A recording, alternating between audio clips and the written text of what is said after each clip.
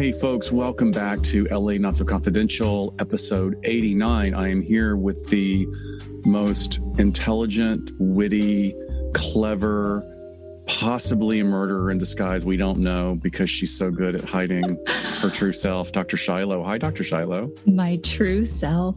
Hello, how are you? I'm good here in the pre...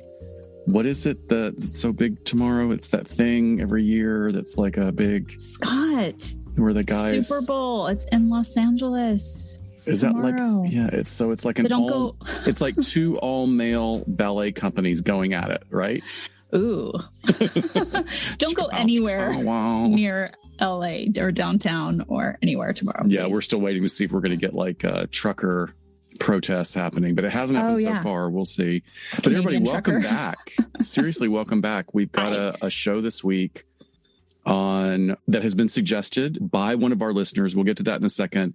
What housekeeping do we have, Dr. Shiloh? I think we're just gearing up for CrimeCon. You know me, I like to plan for traveling way in advance, even if it's just a 4-hour road trip. So you can still use the code confidential to get passes. Get 10% off your pass. Please do that. We would love to see you. There's no excuse that all of you folks in LA or Southern California can't go to Vegas. And we would love to meet up with you. So yeah, we're getting excited for that. I told Scott we got to maybe like jump on a TikTok bandwagon and film a bunch of stuff while we're there. Try not to break a hip while we're doing it. And you're trying to get me to have some enthusiasm about it. And I'm just like, TikTok, really? He doesn't have the energy for that. It's certainly not an identity thing because God knows, like all of our information is out on the web anyway. Like, why are people so afraid of TikTok? It's like, believe me, they've already got all of your information. Yeah, exactly. But I think that's it. That's all that's going on. Okay, cool. So here we are. Today's show is Parental Alienation Syndrome, and the title of the episode is Parental Alienation Syndrome Isn't a Thing, except that it is, well, sort of. It's such a Dr. Scott title. Thanks that I have to type that when I'm posting this episode. It totally is. But look, bear with us because it is a lot of info about a particular set of behaviors that are significantly and negatively impacting the lives of parents and their children. And the term, which is used in court settings and in treatment attempts, has changed. And there's just been this sort of labyrinthine journey of calling a set of behaviors a diagnosable term, which it's not, but there's a movement to make it that. But there's controversy. It's all sorts of stuff. And thank you to our listener and Instagram follower, Sarah, for suggesting this.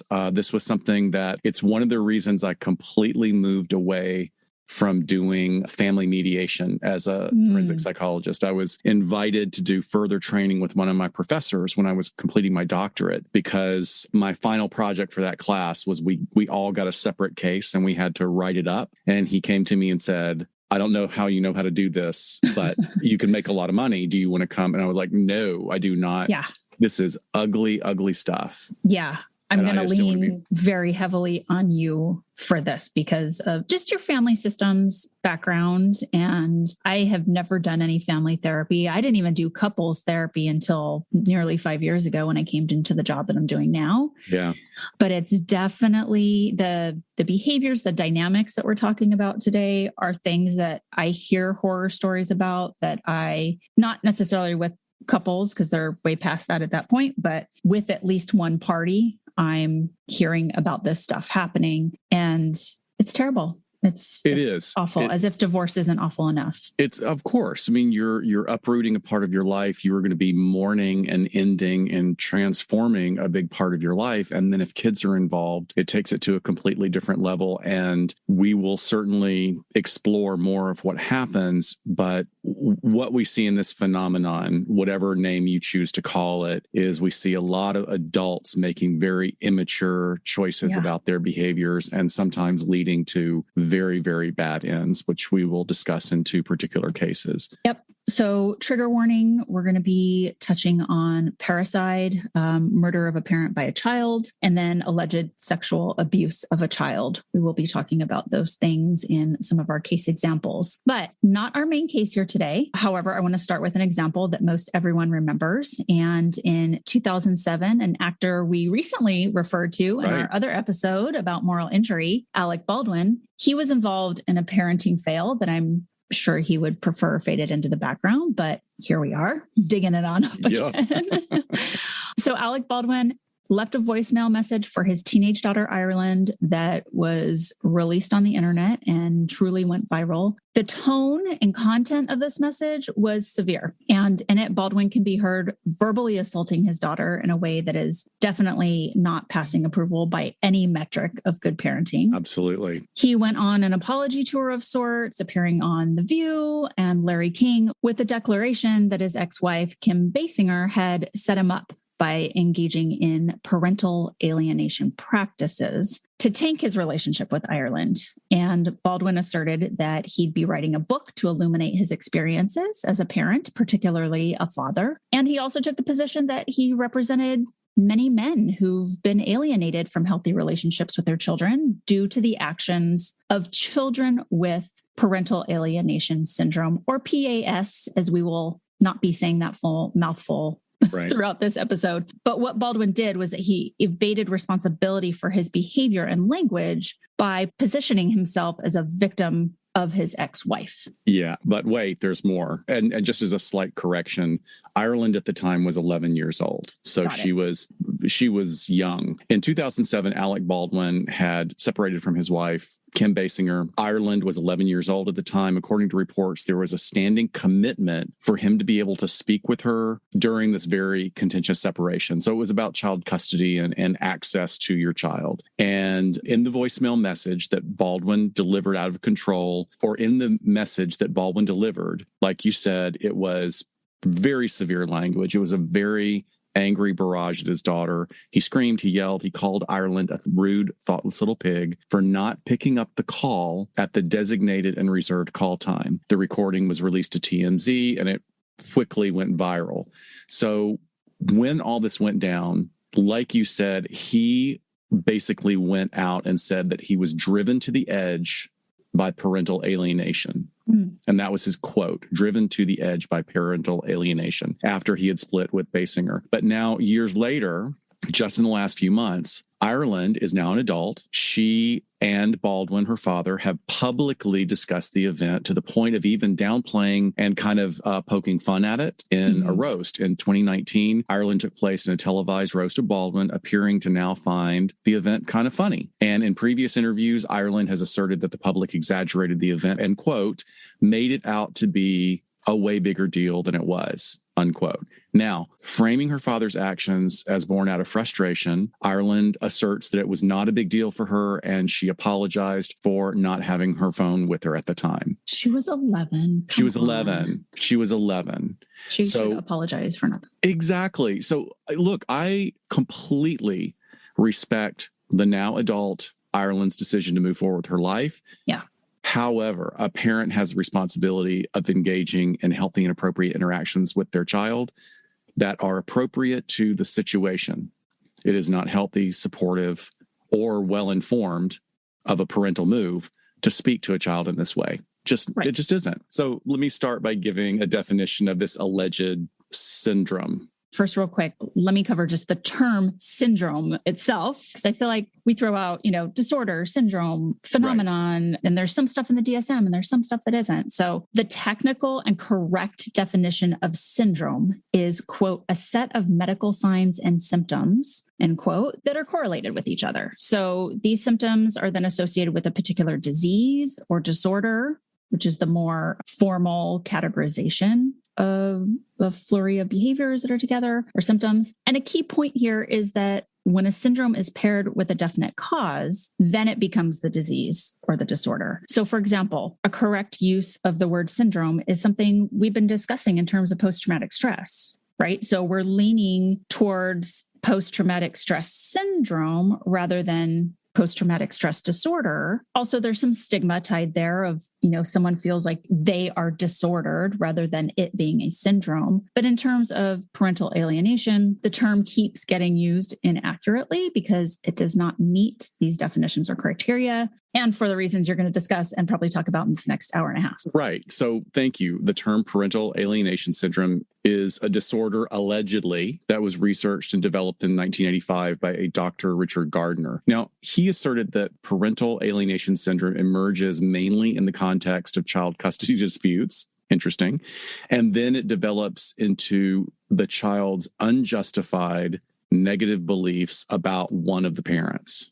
Right. So PAS contains, allegedly, 3 core elements. We're going to be saying allegedly a lot. Number 1, rejection or denigration of a parent that reaches the level of a campaign. So it's persistent. It's not merely just an occasional episode. It's an ongoing thing. Number 2, the rejection is unjustified. For instance, the alienation is not a reasonable response to the alienated parent's behavior. And 3, it's a partial result of the non-alienated parent's influence. So if any of these 3 elements is absent, then the idea from Dr. Gardner is that the term PAS is not applicable. He then goes on to list 8 symptoms that distinguish a child affected by PAS from a child who is experiencing just an adverse reaction to an estranged parent during separation or divorce. And those 8 things are: 1, relentless denigration of the targeted parent. So the targeted parent basically can do nothing right, from tying their shoes to how they hold a glass of water is the example given. 2, there's a frivolous, weak, or absurd rationale for the denigration. Reasons given often include things as frivolous as dad wears khaki pants or he doesn't ride bikes with me. 3, a lack of guilt or embarrassment about the whole situation. So the child shows no remorse or shame, acts with complete justification for how they're treating that parent or talking about them. All those behaviors are completely justified and almost concrete in the child's behavior. Okay. Yeah. 4, there's a lack of ambivalence, such as the child considers one parent to be entirely good and the other parent to be entirely bad. 5, there's automatic support for the alienating parent in any conflict, which kind of goes with all good or all bad. 6, there's hostility toward and refusal of contact with the extended family of the targeted parent. So shutting off a lot more than just the parent, their family as well. The presence of borrowed scenarios in which the child uses the same language as the alienating parent when describing their aversion to the targeted parent. And then 8, finally, the child's insistence that he or she is expressing his or own opinions about that parent. So it might, with these last 2, it's like you'll hear language coming out of a child and you're like, that's not, yeah.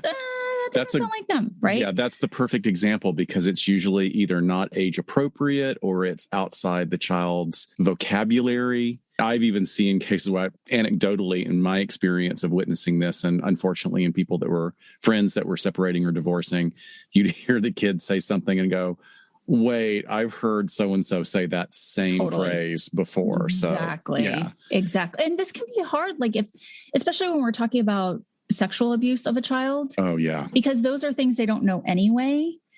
So I think it can be hard to distinguish of what is going on here. But I also thought just quickly, very briefly, because I know this is off the cuff, but can you sort of, as we're trying to see what these behaviors are, how does this differ from a triangulation situation with a family? Well, okay, good example. Triangulation is where you pit 2 people against each other in order to get your needs met. So triangulation would be, the most classic example, like a parental triad, parent, child, would be mom didn't give me what I wanted, so I'm going to go to dad. You're triangulating. And then they find out that they've both been manipulated by their child. So, right? Got it. Yeah. Or there's also splitting is another one where now splitting actually would have a parallel with parental alienation because splitting would be where actually the parent is splitting against the other parent of do you know what your dad said about you? Or do you know what your mom said about you? Well, your mom has been drinking a little bit and we got to take care of her, but she really loves you. But if she ever touches you, you let me know. So sort of laying landmines. And I'm giving very broad examples, but that would be the difference between splitting triangulation and parental alienation syndrome, allegedly. And then those points thank you for being so concise with those points, because those literally come from Dr. Gardner's original research along with the examples. So that's great. Can we say research in air quotes too? Yeah. Alleged research. Alleged research. That's there's going to be a lot of air quotes before we tear that apart. So look, it has been almost 40 years since Gardner made those assertions. And in that time, PAS is not recognized or accepted in the diagnostic, psychological, psychiatric, or medical communities. The important part here is that there has been no well-controlled empirical research studies that can confirm this alleged phenomenon, nor has a standardized assessment process and specific diagnostic criteria been established. Now, all of that being said, I am not saying that something similar does not happen. It clearly does. What Dr. Shiloh and I are saying today is that this is an example of a slippery slope of placing a label or diagnosis on something, and then it metastasizes into something else where it shouldn't. It should be kept very specific to what it is. Clearly, there are a lot of questions concerning the syndrome's ethical and use in the family court system due to issues like admissibility and reliability, even though the negative effects that are supposedly aligned with parental alienation syndrome, they all focus on child custody cases. They're always about child custody cases. So here we are, you're our listeners out there, and we're telling you it is this thing, but it's not what it says it is, but it really is, sounds a lot like what people say it is, but it's not that thing. And I know, which is, there's a reason that we need to be careful about doing that. About being flippant with these kind of diagnoses. Gardner developed this theory, in air quotes, theory, based on anecdotal observations that he had experienced while he was employed as a paid consultant in the court system. So already what I want us to be gearing towards as we listen to this, as we're talking, is understanding that there's already bias. And we're going to be talking about a lot of bias in these, but there's already bias. Not that consultants shouldn't be paid for their time. No. Right. But when it's one factor, when we go, there's no RCT studies for this, there's no assessment procedure for this, this is just based on his anecdotal experience. It's all of these factors that start building a house of cards. Exactly. That's why I liked that word when, in researching this, that it was very clearly stated that there is no empirical research done on this. It's all anecdotal, and it gets very problematic when it's anecdotal, even though I just shared anecdotal experience a second ago. So when he was working as the paid consultant, his job was to evaluate men who were charged with sexually abusing their children. So very serious charges, right? And very important to get all of the information absolutely correct. In essence, this syndrome, as it were, was the emergence of a legitimate disorder in children that occurred pretty much exclusively in court and mediation child custody proceedings, like I said before. So here's this thing that's happening, but then he's got this specific group of men who have been accused of doing something really horrific. But then that, you and I, having worked in that area of evaluation, you much more than I did, immediately understand it's like, whoa. We need to slow this whole process down, because that is a whole disorder in itself that generally those perpetrators are incredible liars. Like they are really, really good at hiding the truth of what they've been doing, wouldn't you say? Yes. I mean, malingering is a huge problem with whoever is going to be evaluating them for whatever reason. Right. So I mean, it's navigating through the truths and the lies. And when you're an assessor of any sort, especially pretrial, at least after they've been convicted, it's like, okay, some of them will, more will come clean because it's already said and done. Right. But when you're fighting to not go to prison or be found guilty of this behavior pretrial, you lie your ass off. Exactly. It's a simple way to put it. So, and what I find is interesting, it's like we don't have a body of even anecdotal work coming forth from anyone else. So, is this Gardner kind of believing the bullshit that he's being fed and then saying, "Oh, let me explore this"? Yeah. Of course, we're not hearing it from anyone else. Right. So I think I would add to what you were saying that aside from there not being empirical research, that the syndrome has also been dismissed by the American Psychiatric Association, the American Psychological Association, and the American Medical Association because it lacks supporting empirical or clinical evidence. And it is not included in the Diagnostic and Statistical Manual of Mental Disorders. And it's also not in the ICD, the International Classification of Diseases, which is a similar thing as to the DSM. Right. It's just more different diagnoses and it's used worldwide. So more on Gardner's theory. And again, like that's what we're going to call it here. Basically, it asserts that in PAS, that one parent programs or brainwashes the child to despise the other parent. And unsurprisingly, Gardner asserted that the programmer was always the mother and the alleged perpetrator of whatever abuse sort of came to light was always the father. So in other words, he's not saying anything else other than these roles only going one way. You're only evaluating men in these court cases. You're only evaluating men who have been accused of sexual crimes against children.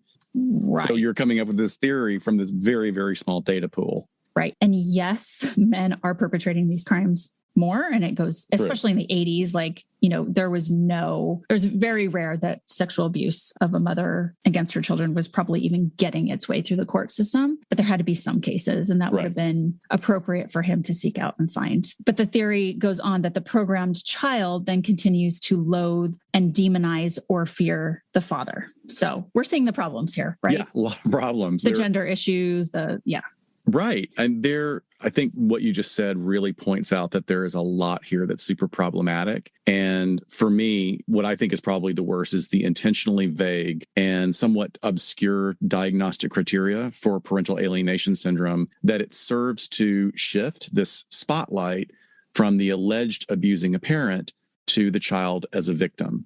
And once this paradigm or this particular framework has been set up, which basically means all negative statements made by the child about the other parent, which is usually the dad, become evidence of alienation by the custodial parent, which is usually the mom. So we're getting into a real gender bias issue, which is so problematic that, and in reading the research for this, and if you guys look at our citations, I read 60 articles that were fascinating, and about 10 of them were all by attorneys that specialize in this kind of work. And even one interview with an attorney who got out because she was so worn out by it. That it's so toxic.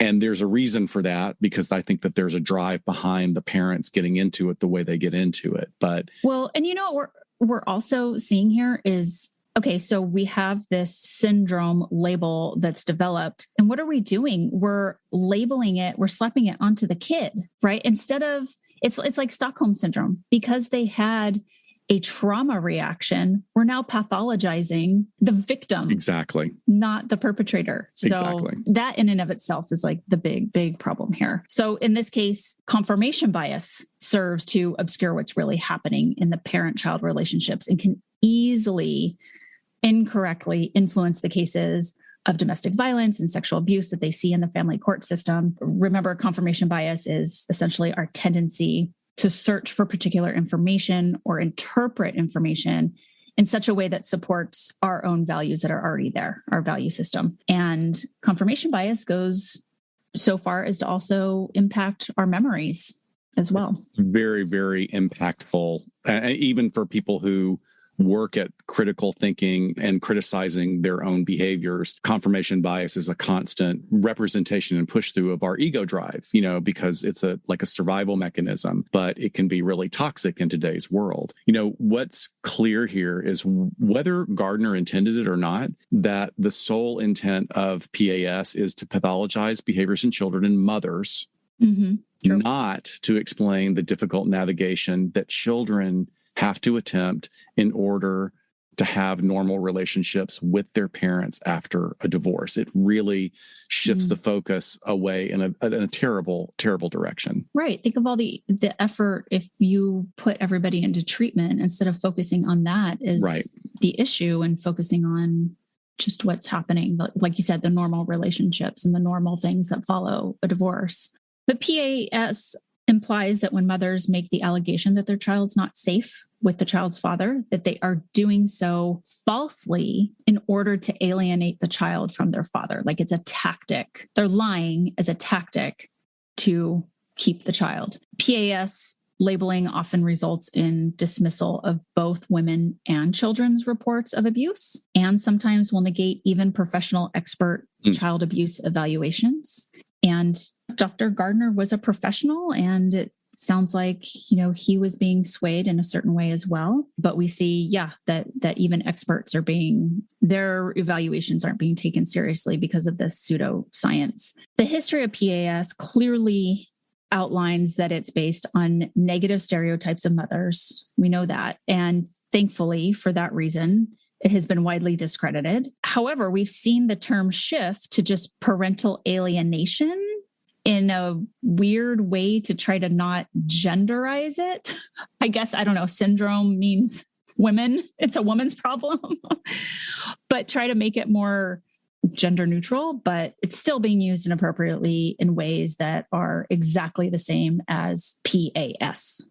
Right. I have a feeling in looking at some of the latest research that shift from PAS to just PA has to do with, as an attorney, I may not be able to complete the duties that are put upon me as my responsibilities as representing this client if some expert's going to come in and say syndrome doesn't exist. So I'm just going to call it this. Maybe they feel, I think that there's an indication that moving towards dropping that syndrome will then alleviate them of having to prove it as a syndrome or whatever. But just a behavior rather than a disorder, I think. Yeah, I mean, maybe PA is more gender neutral and avoids responsibility of meeting the threshold for a syndrome. Yeah. And it has continued to be used successfully in many court cases. So regardless of the fact that there's an absence of consistent empirical and clinical evidence that PA or PAS exists, even notable indications of the alienating parent's behavior is the actual cause of the child's animosity towards them as a targeted parent, it will continue to be used by forensic psychologists, parent coordinators, and lawyers with multiple quote unquote expert witnesses squaring off on the stand. So literally you've got psychologists on both sides, you've got coordinators on both sides, attorneys on both sides, experts, hired guns on both sides, each taking a very different stand on whether or not this is actually happening or whether or not this actually exists. Jennifer Holt, who's a legal scholar and attorney, she generated her own comprehensive review of study of PAS being used in the courtroom. And what she found was clear evidence that there was ongoing use of PAS in the court system, not because there's a higher incident of mothers interfering with custody rights, but rather that it is now regularly used as a legal tactic by attorneys to win custody for fathers, despite their documented history of domestic violence, including child abuse. So it's just trending. Right. But but what I like about this is Holt actually went and did some empirical research.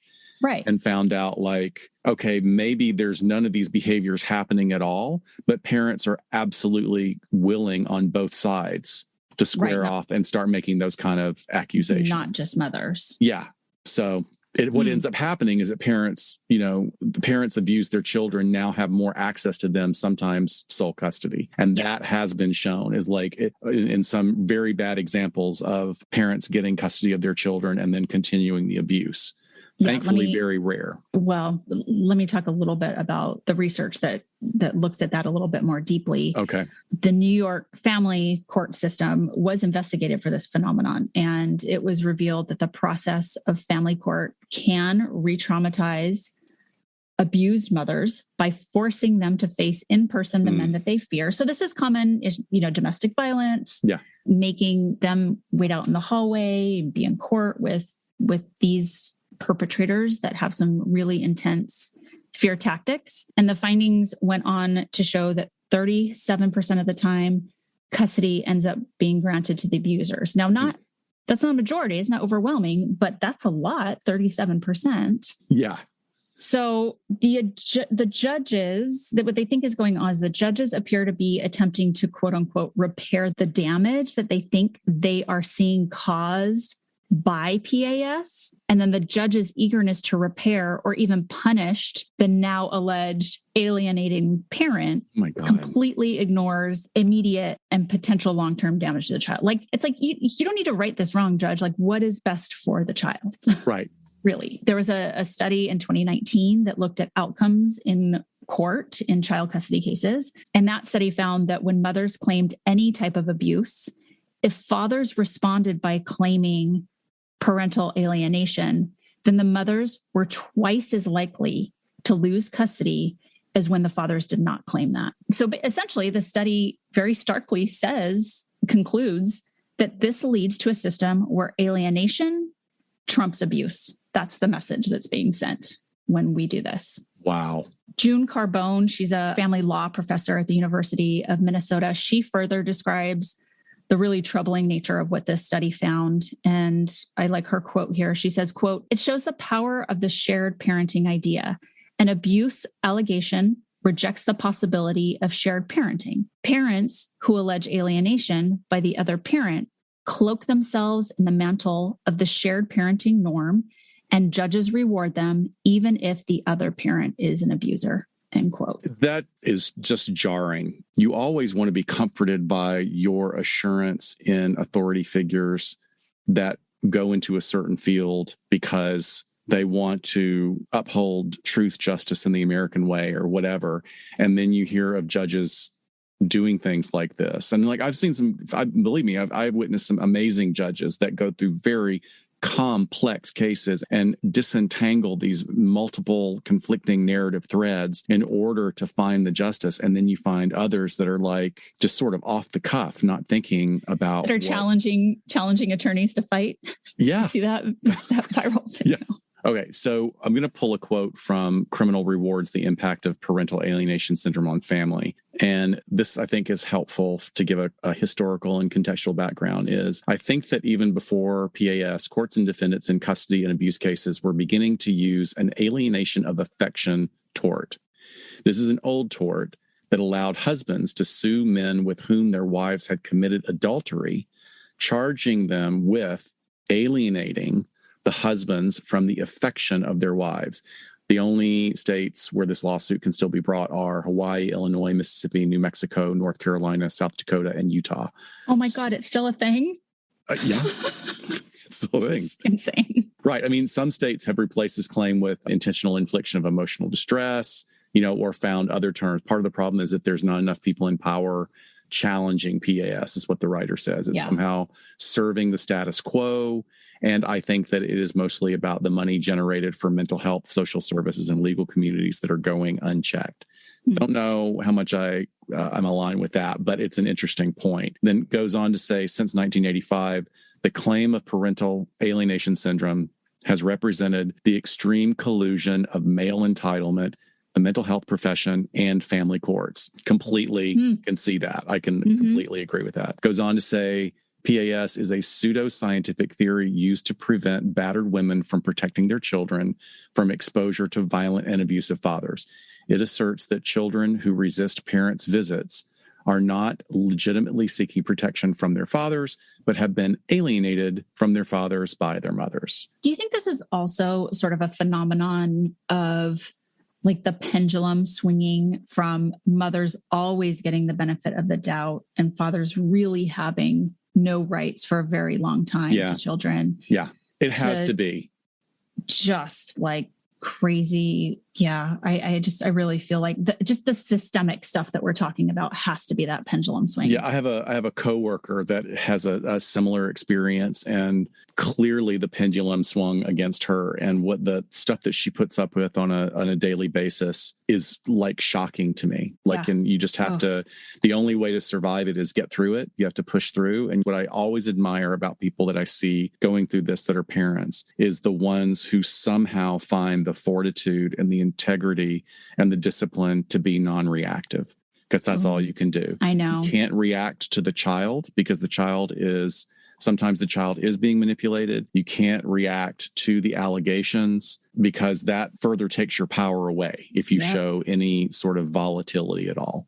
This is what I talk about with clients all the time. And it's like, keep your eye on the ball of being the best version of yourself for your kid, because eventually the kid's going to be old enough to be able to figure out like who feels safe, where's the stability. And it may be many years, especially before a kid can realize, oh my God, like one parent was doing that and this was the safe place to be. This is where I felt better. So is it really a syndrome? We've kind of debunked that, but should it be considered as one?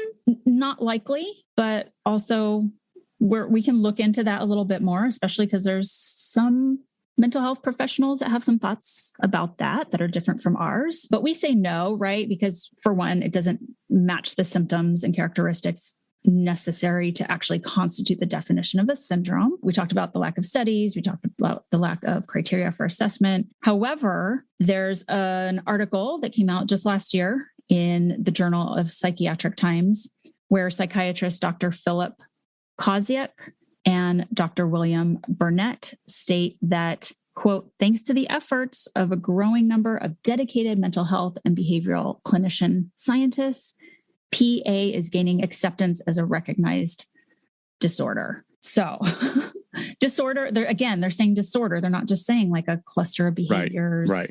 So that's my issue with it. They also go on to say that it's been proposed and suggested, which lots of things get suggested, as basically a search term in the ICD-11, which is the newest version of the ICD that's coming up. And the proposed search term is QE 52.0, caregiver-child relationship problem. So for our listeners, ICD codes are in the DSM as a system of keeping track of diagnoses. And in this case, the quote, caregiver-child relationship problem is a really big term that can include a lot of different things aside from just PA or PAS. Anything anything that would fit in problems between a parent and a child that are reaching the level to where it impairs their quality of life, which would be sort of that level of diagnoses.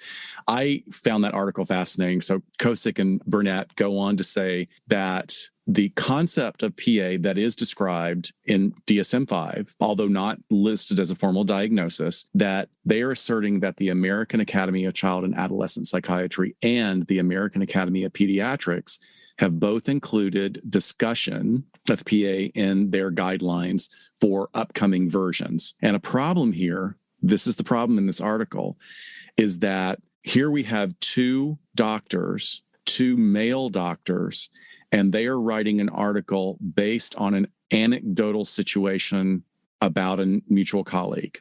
So a mutual colleague shares his experience of being a full-time doctor, making assumptions. And he even admits to this in the article, in the interview with him. He makes a lot of assumptions about family duties and responsibilities regarding child rearing and how he loves his kids, but hey, like he was bringing home the bacon and I just thought we understood what the child rearing responsibilities were. But eventually it leads to further and further distance. Like suddenly he can't hang out with his kids because wife has scheduled all these things.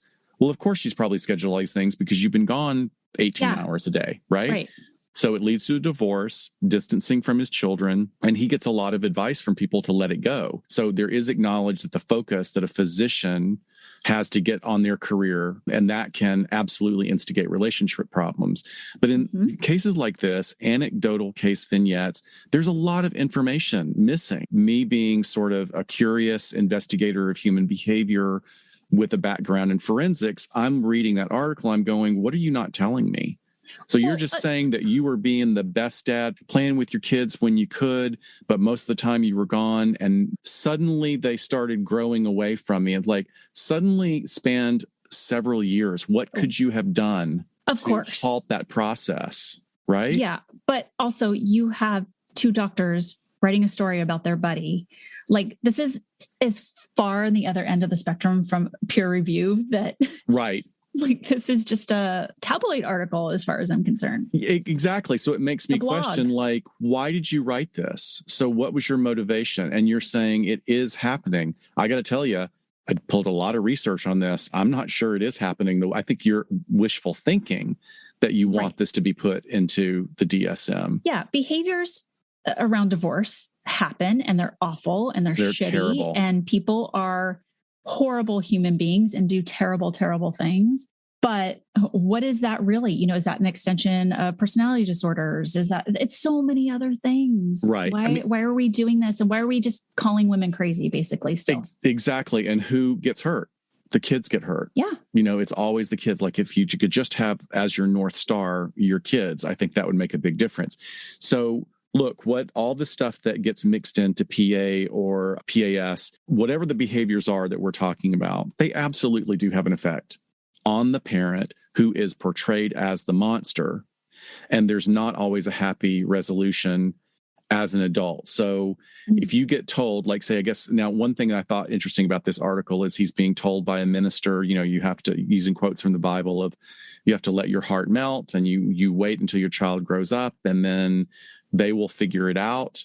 Well, the reality is that if you were a crappy parent and your kids knew you were a crappy parent, then nothing's going to change. You can wait around for 20 years. No, they'll figure out that you're a crappy parent. They may figure out that you're a good parent too. That can happen as well. But what does happening? So all of the description of these behaviors, the emotional splitting, the manipulation, they do happen, unfortunately, in many cases of divorce where adults are not acting as healthy and emotionally mature adults. So they are physical adults, but they're acting like angry toddlers and just lashing out at each other. So like, I just want to build on what you were saying before is while it's not necessarily diagnosable as narcissism, these types of behaviors are absolutely narcissistic in nature by way of that individual's acting out. Yeah. I want what I want. I want it right now. How are you a narcissistic extension of me? Why are you not bending to my will? Why are you not giving me what I need? These are my children. And then there's a whole thing about being a parent. I'm not a parent, but many people have, I love kids. I love my nieces and nephews, and having children certainly picks something in our development that is a tie to immortality. It is, you are propagating the species, you're carrying on. That is, whether or not you have a spiritual belief system, if there is anything such as immortality, then we know your genetic line being carried on is definitely immortality. So maybe we have a biological imperative to really invest in that. But in cases like this, boy, the actions have gotten really wonky. So when you developed this section that we're talking about with narcissism and acting out, I really like this quote that you pulled that sort of sums this up. Quote, "Such alienating parents often appear to have a close relationship with the child they are hurting." This is interesting. But that closeness may only last as long as the narcissistic parent is getting what they want out of the relationship. When he or she is not, then they may push the child away in a rejecting fashion. Such parents withdraw their love and response for the child, not satisfying their emotional needs. For instance, when a child makes a positive remark about the target parent, the alienating parent may ignore or even berate the child in retaliation. I mean, I love that quote, but it hurts. Like, it's like the idea that you would do that to a child is so awful. But you do see examples of that in people who are narcissists. And I think children, I know children can survive this sometimes with no ill effects, but, always keeping your kids dressed in the latest clothes and having the latest toys or going to the best school or giving them things, while those are very nice things, they do not in any way, shape, or form come anywhere close to being one-on-one with your child, giving your child attention, sitting on the floor with them, playing with them, having talks with them, asking them questions, letting them discover the world through your eyes. That is something that really a narcissist can't tolerate very well. Why would I do this? It's not about me, Yeah, they're not getting down on the floor and playing, Legos or games. Exactly. I mean, that particular writer goes on to say that the children who did not have, quote, close relationships with the alienating parent generally pointed to that parent using fear, intimidation, and terror tactics on them and or the target parent. Physical abuse and sexual abuse were also among these tactics too. Both mothers and fathers were involved in committing these types of abuses to terrorize the children into submission. many, but not all, of these alienating and abusive parents had substance abuse problems. Wow. You know what I find anecdotally that is kind of the way that what I deem narcissistic parents not really engaging with their children. You know, they're, like I said, they're not the ones to like get down on the ground and engage in the silly games that you don't really want to be a part of, but you do it anyway because you're a parent. But what is an easy step away from that for those parents is their phones and their devices. Yeah. They're always totally tuned out from the kids and just in their little world of their social media. That's how I'm seeing it anyway. I would say anecdotally, I have witnessed the same thing. So got it. I wish Should we call it a syndrome? Should we label it something? Narcissistic media. It's got to be a good acronym, something else. Totally. I'll work on that. So what's the new term? What is now the new evolving term? Part of me, I know we should just cover this in depth as we do, but part of me is like, why are we saying some of these things out loud and like putting it out into the universe? But yes, a new term has popped up on many divorce attorney websites. And basically it's listing the same types of behaviors. It seems like it's a way to get away from the controversy surrounding the term PAS, but basically it's legal rebranding. And most of the attorneys clearly state in very big letters, this is not a syndrome recognized by the DSM or the APA, but we're going to call it one anyway. And it is malicious parent syndrome. Even worse. Geez. So here's an example of the substituted language. Malicious parent syndrome is also not recognized as an actual psychiatric condition by professionals. Instead, it is a label that came about from a psychologist who wished to describe a certain destructive pattern of behavior on the part of one parent toward the other during divorce proceedings. So I'm glad they're pulling it from a psychologist. Right. I mean, I kind of like it. I mean, I do like that last, it's describing a certain destructive pattern of behavior on the part of one parent towards the other. That is very precise. But why not just say that parent is being malicious? Like what?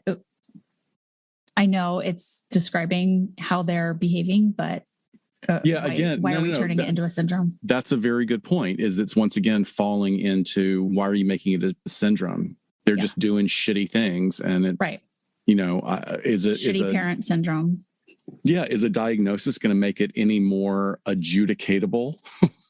No, and I think all it does is it makes the other parent feel validated in some weird way. Like, oh, well, see, I knew they were being a terrible person, and here's this term for it. I don't know. It's weird. It is. I think what we were reading, I think it's maybe to further a legitimate idea that it's possible for a parent to be so focused and intent on revenge and destruction of their partner that they will go as far as breaking the law in order to ruin the other parent's relationship with the child, maybe. So malicious parent behaviors are similar to what Gardner asserted, but they're really geared more towards legal language. And this outlines the parent defying laws. So I can see where it's progressed. I mean, we're pulling this list from a website of the offices of John Merrill. And one of the main points that he brings out, or he's got several, and they are geared towards legal infractions like denying regular uninterrupted visitation on the part of the other parent, denying phone access between the child and the other parent, denying the other parent access to or participation in the child's school or extracurricular events, lying to the child about the other parent, which involves accusations designed to sway the child against the other parent, lying to other people about the other parent to denigrate his or her reputation or perception by them, actually violating the law, such as refusing to obey a custody court order or a restraining order, engaging in endless litigation to punish the other parent. Now, anecdotally, I have witnessed that last one so brutally in a couple that I knew where one had unlimited resources, unlimited financial resources. And the only thing that got the judge really pissed off is the judge said, why do you keep coming back here with a different attorney every time? That's telling me the attorneys don't want to work with you. Right.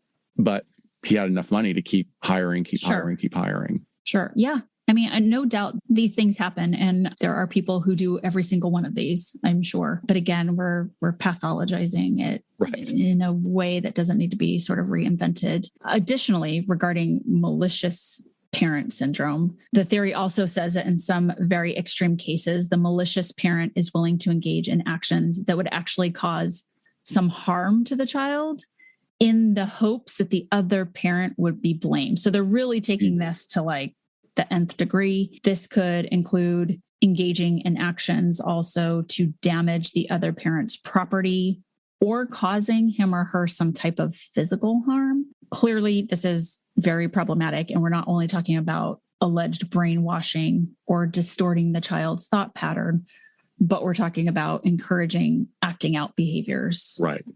So, and when we're down that road, we talk about what are the effects, whatever you want to call this syndrome, disorder, whatever, it's going to have effects on the kids. And there is research about kids coming from these type of interactions back and forth between separating and divorcing parents.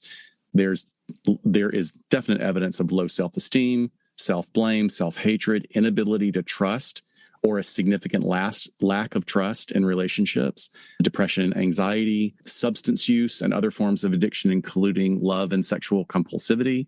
In 1996, Kenneth Waldron and David Joan asserted that the long-term adverse effects that parental alienation had on children is that children learn through observing their parent engage in, quote, hostile, obnoxious behaviors, acceptable in relationships, and that deceit and manipulation are normal parts of relationship, end quote. So horrible thing for a child, hopefully with resilience can figure it out that this is not right. But many times they will find that they're placed in a double bind, right?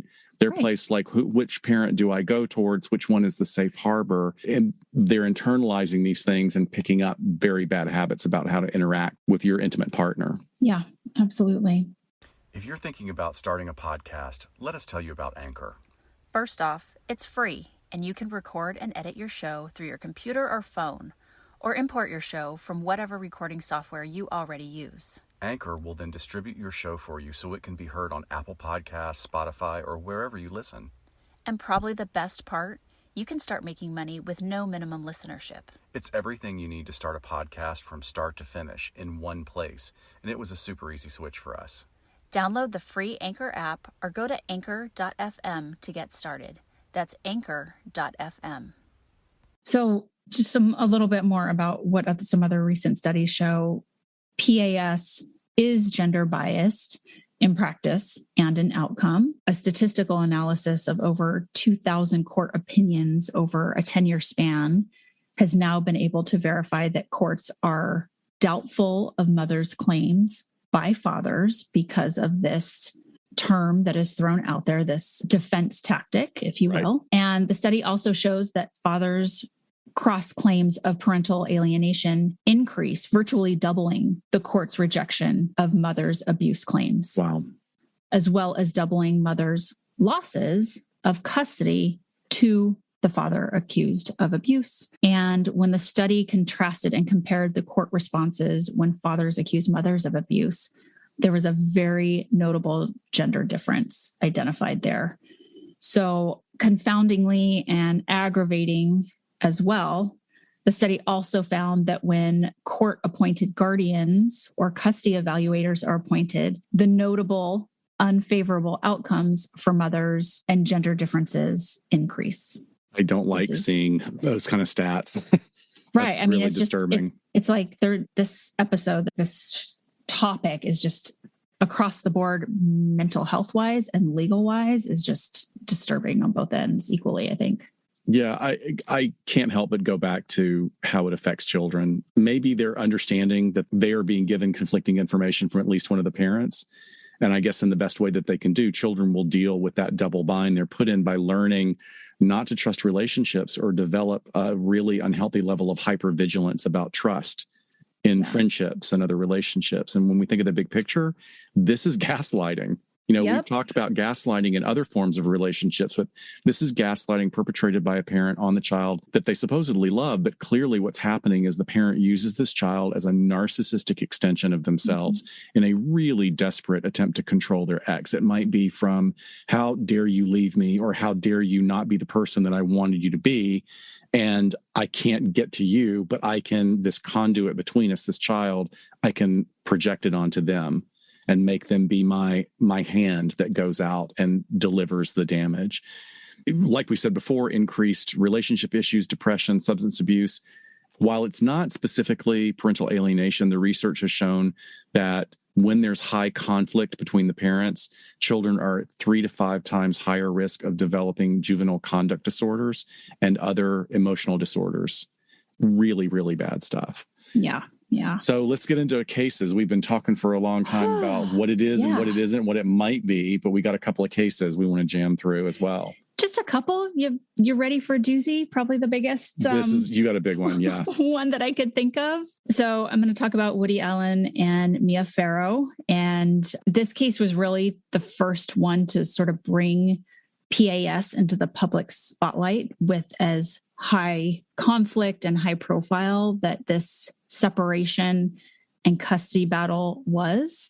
Since PAS most often arises during child custody disputes following a divorce, particularly when the litigation is prolonged or involves significant antagonism between the parties, I thought it was worth talking about here in relation to this really infamous case. However, we know that this case is about so much more fucked up stuff than we're really going to be able to dive into today. The child abuse, the power base of celebrity and cognitive dissonance that we have around wonderful artists doing terrible things. So I can't not talk about a little bit of the background, but also we're not jumping into a deep dive into all of that. Allen versus Farrow was a top-rated documentary from 2021. It's on HBO. Go watch it. It's 4 about 1 hour episodes, especially if you were too young or like this feels like you don't really remember what was happening when that all came to light. Go back. This is a reason I highly recommend it. It's not just the key players talking about it, but it's the people that were around. It's the babysitters. It's the neighbors. It's the friends. It's all the peripheral collateral folks that were witnessing behaviors. So I thought it was done very well and researched in that way by gathering those people. So Mia Farrow, she was an actress. She started in television at age 18 in the 60s. She married Frank Sinatra as a young woman. They were married for a couple years. Then she did Rosemary's Baby and really like blew up as far as film, doing very high profile films for wonderful directors at the time, had very major co-star. She was in The Great Gatsby with Robert Redford. After she split up from Sinatra, she then got married again. She had several children from previous relationships as well as through adoption. So she had 3 biological sons with her second husband, and they also adopted 3 daughters. This was around the time that the Vietnam War ended, and she was very inspired to help and adopt children from Vietnam. Although one of her adopted daughters, Suni, was Korean, and she was a little bit older when she adopted her. She wasn't an infant. And then after she divorced her second husband, she ended up adopting another boy on her own as a single parent, and just absolutely loved being a parent.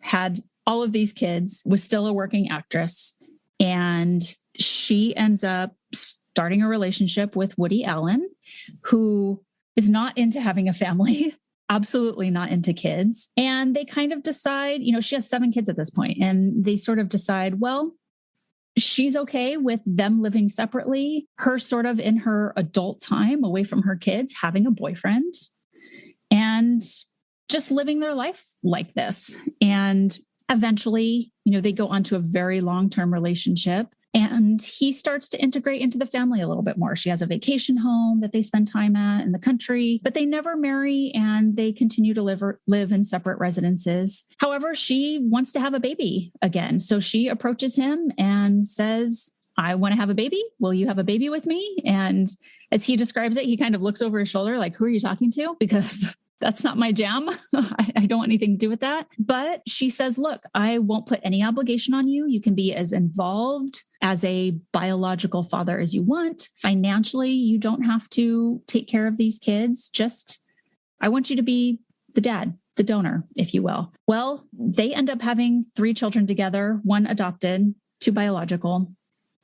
And Dylan is their first child, a daughter. A family friend describes Woody Allen's relationship with Dylan as an intensity from the very beginning. And he says he's very smitten once the baby's there to actually be in the role of father. But as she gets older, everyone goes on to describe this very hovering behavior. This, even when all the other kids were around and there's family functions, he shuts everyone out. It is just the 2 of them, are really, really intense. Later, as Dylan gets a little bit older, 4 or 5, she starts picking up on the smothering effect that he's having on her and the differences with how other kids are with their parents, right? Like she says at one point, going to a friend's house, "Oh, your dad isn't in here playing with you all the time? Like he's just not here with you every single moment." And that's when she started to realize there were differences. And then she starts like running away from him when he will come over. She starts, when he enters the room or comes over to the house to visit, becoming nonverbal. She would pretend to be an animal. She would pretend to be dead so she didn't have to converse. Very, very troubling and concerning behavior. And then others start catching some really inappropriate things going on. And others, I mean, by her mom, Mia, babysitters, you name it. Others would catch them in bed together. He's in his underwear, him with his face in her lap on one occasion when she had no underwear on. And so Dylan, both as a child and as an adult, unequivocally states that there was sexual abuse occurring when she was a child at the hands of Woody Allen. Woody Allen has always denied this, just to put that in there. But when Mia starts as a mom feeling this, seeing some things happen, she starts questioning and accusing. Of course, what does he do? He starts gaslighting her. You know, you're crazy. He makes it about this fatherly affection. And even a neighbor of Mia's, who was a therapist, they live in the same building, tells Mia, "I have seen some observations in the hallway between Woody and Dylan, and they're concerning." So what Mia does is she tells Woody, "Will you please go to a therapist? Because I need you to explore what's happening here. I want to be able to say, this might be a just very intense relationship with your daughter, but I need to know what's going on." And these are Mia Farrow's words. So of course, it's not like we have reports from a therapist or anything, but the therapist basically says, yeah, the behavior is inappropriate and it's different, but it's not sexual. He just doesn't know how to have a normal relationship with a child. Wow. Just whether he was completely snowed, whether he's giving into, again, like the celebrity and the power of this person, trying to excuse it. Maybe he's only working with, of course, what Woody's giving him, as a lot of therapists can only work with what they're given, of course. But it turns out that not that much later, Mia ends up finding a stack of what she calls raunchy pornographic pictures in her home. I don't know if it was her home or Woody's home. I think it was hers. And all the pictures were of her daughter, Suni. So Suni was a college freshman at the time that these photos were found. She confronts her with them. She confronts Woody with them. And long story short, we all know that Woody ends up in a relationship with Suni, but in court proceedings, maids and doormen of Woody Allen's apartment said that as far back as her senior year of high school, she was coming over to his apartment on her lunch breaks, and that there were semen stains on the bed, condom wrappers found. The maids were told to change the sheets after she left. Some very, very damning information about the inappropriateness of this relationship. Also, not even, I guess maybe that speaks to his complete unawareness of it being wrong. Like he's not trying to hide the behavior, right? From those people. Yeah. Yeah. Or is it, well, I'm Woody Allen. Like, of course, you're going to do what I'm going to tell you to do. And who's going to believe a maid? So I could see that power difference too. So, of course, after this all comes to light, then there's one incident that really is very, very problematic that ends up getting reported to a therapist regarding Dylan's abuse. And this ends up going to law enforcement. So this starts the ball rolling with a criminal investigation into the child sexual abuse. And what Allen does is, Mia's a mom to all these children. He famously doesn't really talk to the press that much, but he decides to hold a press conference and essentially starts a smear campaign against her, that she's a woman scorned because he's now having an affair with her teen daughter, adult teen daughter at this time, and that because she's a woman scorned about that's why she's accusing him of this sexual abuse all of a sudden. So we hear with this campaign, we hear a lot of what we know now is, 1985, Dr. Gardner coined as parental alienation syndrome. And really Mia has to decide, what do I do? Do I spend all my time sort of defending myself in this? But I also have to be present to my children. I also have a duty just to keep my children safe and be there for them. So it's a really unequal playing field, I guess is the best way to put it. When we're talking about like how they can sort of go to bat for themselves.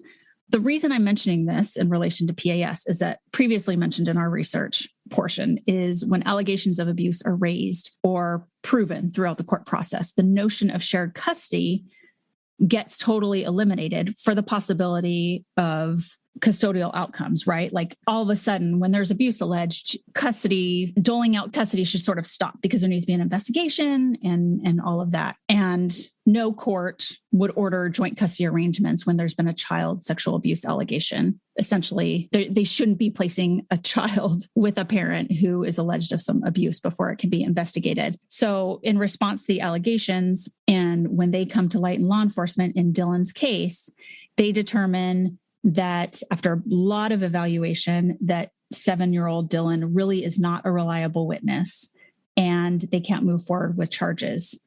So Woody Allen then sues Mia Farrow for custody of Dylan and their 2 other kids. And so one of the studies I quoted earlier, the 2019 study, the main author, Joan Meyer, she's featured in this documentary, and she comments directly on how this was a key issue brought up in Allen's defense against Farrow. But ultimately, thankfully, Judge Elliot Wilkes in the Supreme Court of New York County found Woody Allen not credible in his claims of PAS against Mia, and he was denied sole custody at that time. And then he appealed a few times. Every time after that, he was denied sole custody. So obviously a very complicated case. The story does get more complicated in that one of Mia's adopted sons, whom later Woody also adopted, he came into the picture. He supports the notion that Dylan was actually brainwashed by Mia. And he has said that as an adult. So it's very messy. It's very messy with a lot of conflicting alliances amongst the kids. I think we can both agree that regardless of his talent and his output, that there's enough there that is really concerning. I mean, I want to give his adopted son the benefit of a doubt and in saying that, but there's so much evidence on the other side. Just the fact that he had his head in a child's lap, undressed, that's full stop. Yeah. Full stop. Absolutely. And there is no adult who doesn't know that that's inappropriate. That is right. That's just a full stop. Yeah. I encourage folks to watch the documentary and just see for yourself where you lie in all of this. The biggest red flag to me is just straight off the bat, like, really, what man who doesn't want children of their own or doesn't want to be a father gets involved with a woman with 7 little kids? Sorry, huge. It's a big red flag. It's a huge red flag right there.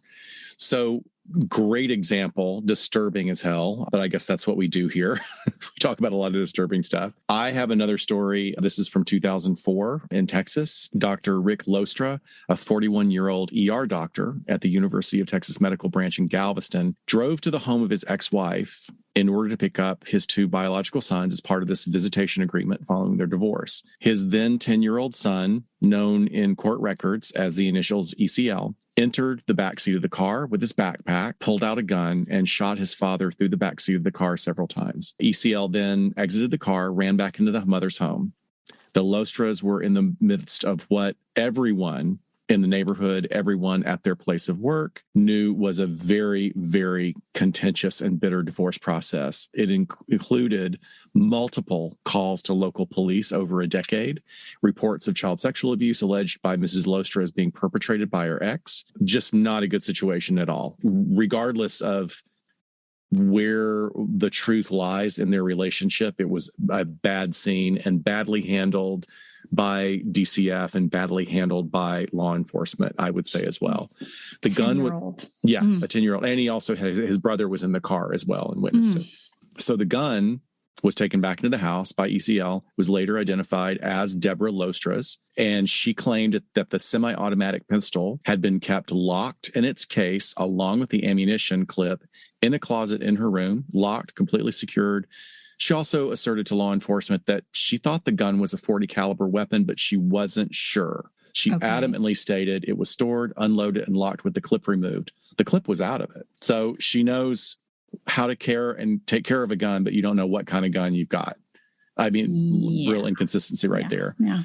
ECL had been recently diagnosed with depression and anxiety. He had been given a prescription for Prozac, and the prescription amount had been raised the morning of the crime. And that becomes a big point in the trial and the attempt at getting a retrial. And there was a lawsuit against pharmaceutical companies, against the prescribing doctor. Prozac is sort of a go-to antidepressant, SSRI. If you remember in our last episode, I had discovered the anti-SSRI websites. This particular case was all over the depressive medication websites. There is no evidence that those two things were connected. The child had been on the starter dose of Prozac and then was being moved up slowly, which is the appropriate way you do that. And there's no indication in the research that homicidality would be a result of this. It just isn't. It's not going to kick in that fast, and it's not going to do anything to elicit that sort of behavior. Right. That type of medication is a progressive scaffolding medication. Right. It doesn't kick in that quick. But very, very interesting. A psychiatrist had prescribed the Prozac for ECL early in August. After he had been diagnosed, he started with a 10 milligram dose, which is very low, and gradually moved to a slightly higher dose. However, all of this is anecdotal information via articles quoting Deborah in their interviews, because now she's trying to shift. You know, my son is not a homicidal maniac. It has to be because of the medication, just has to. But she said, well, it must have been the medication because he took his second 90 milligram pill just hours before the shooting. Now, that is very interesting that supposedly he was taking a once a week time release dosage of 90 milligrams. I've never heard of an SSRI that you take once a week. Very, very conflicting information here. Take it with a milligram of salt, people. Right. Just think about it. So Deborah had also been saying that the murder was probably due to the amount of sexual abuse that ECL was experiencing at the hands of her ex-husband. She told the Houston Chronicle that in combination with the increase in Prozac might have driven her son to kill his father. But in the case file for this found online, it's clear that this marriage was toxic from the beginning, clearly on both sides, really. And here's a quote, Dr. Rick Lostra and Ms. Deborah Geisler were married on June 16th, 1989. Almost from the beginning of their marriage, Lostra and Geisler verbally and physically abused each other to the degree that peace officers were called to their home on more than 20 occasions, resulting in the arrest of both spouses at varying times. Jeez. And this is a rich family. She was a nurse. He was a doctor. They were, had a lot of money. Still happens. It still happens. On January 21st, 1994, Geisler gave birth to ECL, their first son, KL. Appellant's brother was born 2 years later. Deborah Geisler testified that during their marriage, Lostra was arrested 7 times. And she said that ECL was present on all but one of those occasions. And moreover, that both children had witnessed several instances in which their parents were abusive to each other. Oh, interestingly, those poor kids. I mean, seriously. Just everything they're seeing. What she leaves out is that how she was arrested as just as many, if not more times as her husband was. So those last 2 bits of information were pulled from the actual document of the court case, which we're going to put a link to. because I mean, it's awful that someone lost their life. It's awful that a young person's life was irreparably damaged. And, I believe he's still serving time. He was been trying to get different trials or retrials. It kind of disappears. Now I'm wondering if money has entered the picture because you really can't find anything recent on I'm sorry. this. So this boy gets convicted of killing his father? Yes, he got convicted of killing his father and he went to the Texas Youth Authority. Whoa. Right. But aside from the sadness of it, it's worth reading this trial transcript and description because the kind of fights they had with each other were like maniacal toddlers, like throwing food at each other, screaming matches, chasing each other with weapons around the house. I mean, clearly, if that's true, because now there's only one person alive. Yeah, of course. To verify any of that. And they're not going to have testimony from the kids. Right. But very interestingly, after the death of Dr. Lostra, his divorce attorney, who really, really was supporting him through this whole thing, came out very strongly that her client was an upstanding individual and was at the ends of parental alienation syndrome, that Deborah had been trying all sorts of tactic, and including the sexual abuse allegations. They did a full investigation and there were never any charges. There was never any evidence to support that at all. Wow. There was just none. And she said, I think that she has poisoned this child's mind from the time I've been involved with this case. And that was January 2002. So prosecutors decided to close the case and not accept charges against Richard Lostra for the alleged sexual abuse. And this was due in part to that all the contradictions back and forth in statements given and the lack of any consistent evidence to support charges being filed by Deborah. So there was an attempt there to engage in parental alienation syndrome.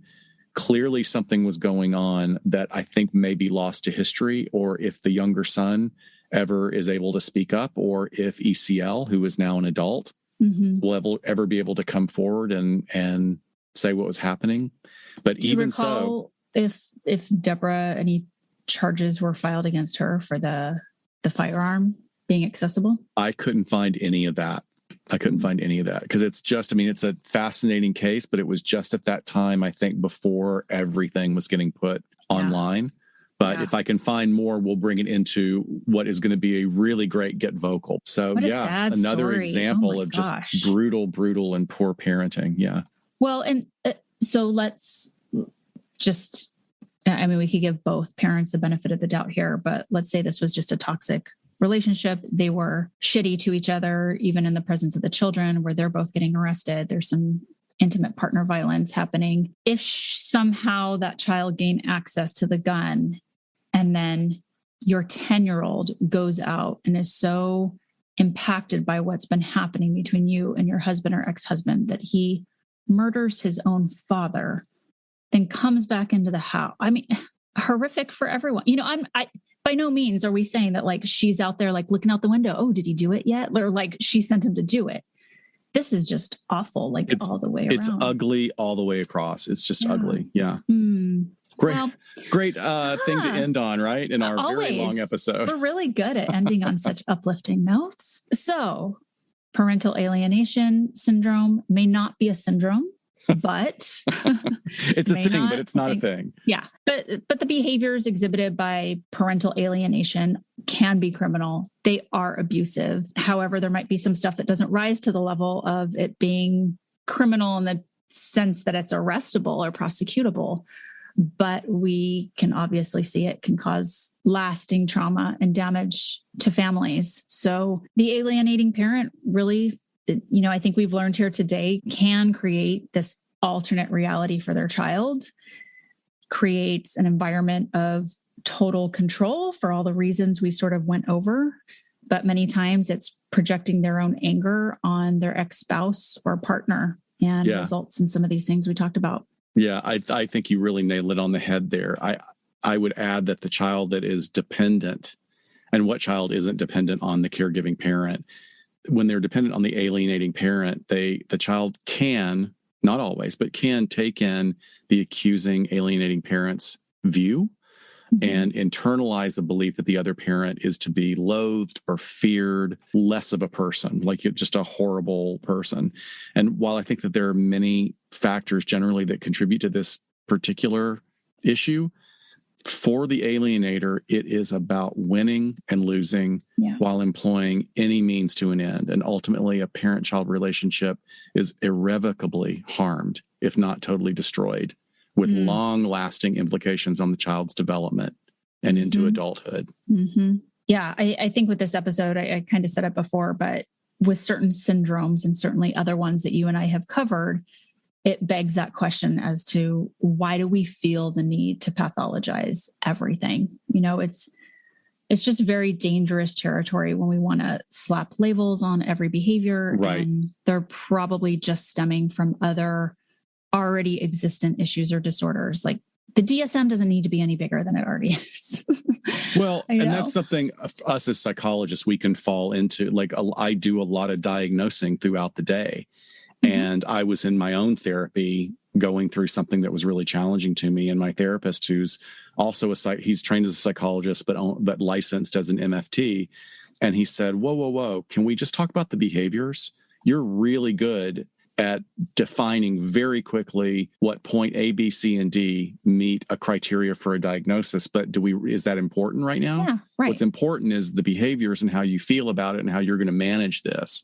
Right. I was like, oh shit, that's a really good point. You know? Yeah, that is. That's what I love about my job is we're really not forced to sort of document a diagnosis. You know, it's not like we're taking insurance or anything. So I feel like I don't have to, even though I'm holding it in the back of my brain, I don't have to like work in those parameters necessarily. And I can just kind of work with the person with where they're at that day. Right. And it's nice. It's nice. But can you tell us more about this Get Vocal we're going to have this weekend? Yes, our plan is to have a guest on who is a dear friend of mine, Ms. Virginia Gilbert. She is a licensed marriage and family therapist here in Los Angeles. She's a very well-known writer with a wonderful, really well-regarded book on high conflict divorce. Ooh. And I thought that she'd be great to come in and comment on this particular issue.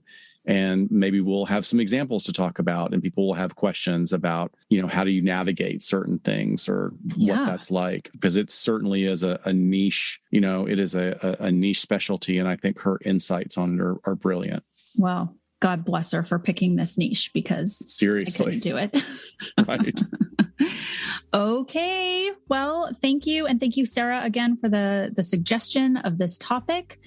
I know this probably will hit people far and wide with just their experiences of divorce and alienation or separation or whatever you want to call it from children or even adult children, and might bring up a lot of things, but it's definitely pervasive. And I hope we lent some insight.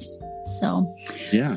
All right, Dr. Scott, we'll wrap it up and we'll see everyone next time on LA Not So Confidential. Right. Bye, guys. Bye, folks. Take care. We sincerely thank you for spending some time with us today. LA Not So Confidential is part of the Crawlspace Media Network. Each episode is hosted, produced, and written by Dr. Scott and Dr. Shiloh. Our podcast production editing and sweetening magic is handled by the multi-talented Jason Esri of Ear Cult Productions. The LA Not So Confidential theme entitled Cool Vibes Film Noir is used via a Creative Commons Attribution license. Cool Vibes is composed and performed by Kevin MacLeod, who graciously allows us to use his great music. Please check out his amazing work on YouTube. All of the resources for each episode can be found on our website at la-not-so-confidential.com. You can find us on Instagram at LA Not So Podcast, on Twitter at LA Not So Pod, and on Facebook at LA Not So Confidential.